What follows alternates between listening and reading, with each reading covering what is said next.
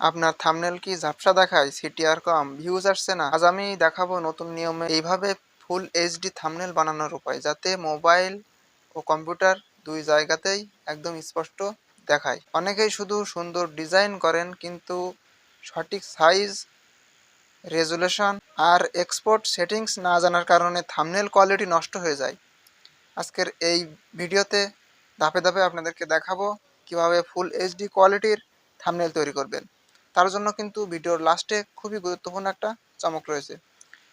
তো আমি আমার যে থাম্বনেলগুলো তৈরি করছি, সেই থাম্বনেলগুলো দেখেন। আমি যদি এই থাম্বনেলটাকে জুম করি, লেখাগুলোও কিন্তু ফাটতেছে না, লেখাগুলোও কিন্তু ক্লিয়ার স্পষ্ট কিন্তু দেখা যাচ্ছে। ফুল যদি আমি জুম করি তারপরেও কিন্তু আমার ক্লিয়ার দেখা যাচ্ছে।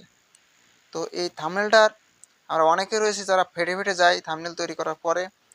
তো আমার প্রত্যেকটা থাম্বনেল কিন্তু একই রকম। যদি আমি ফুল জুম করি তারপরেও কিন্তু আমার একটা জায়গাতেও কিন্তু ফাটবে না, ফুল এইচডি কোয়ালিটি থাকবে।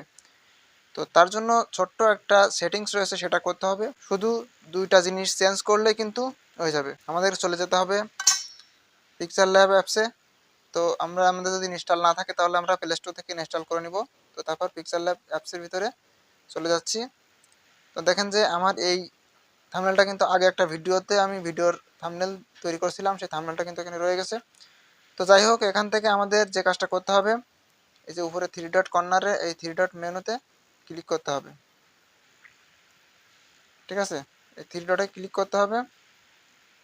ক্লিক করার পরে এখান থেকে ইমেজ সাইজ এই অপশনটার ভিতরে কিন্তু চলে যেতে হবে। যত সব মূল পয়েন্ট কিন্তু এখানে। তো এটার ভিতরে চলে যাবেন। যাওয়ার পরে এখানে যে রেজুলেশন আমার দেওয়া রয়েছে, এই রেজুলেশনটা কিন্তু আপনাকে সেট করতে হবে এই দুইটা জায়গায়।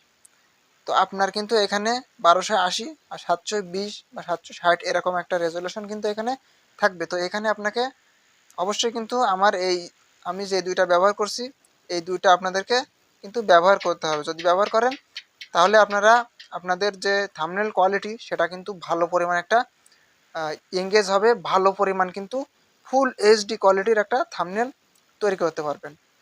তো আশা করছি আপনাদেরকে বোঝাতে পারছি। তো ছোট্ট একটা ভিডিওটা যদি আপনাদের এই বিন্দু মাত্র ভালো লাগে, ভিডিও উপর বড় একটা লাইক দিবেন। চ্যানেলে কোনো নতুন দর্শক হলে অবশ্যই চ্যানেলটি সাবস্ক্রাইব করে আমাদের সাথে থাকবেন। দেখা হয় পরবর্তী ভিডিওতে। ততক্ষণের জন্য ভালো থাকবেন সবাই।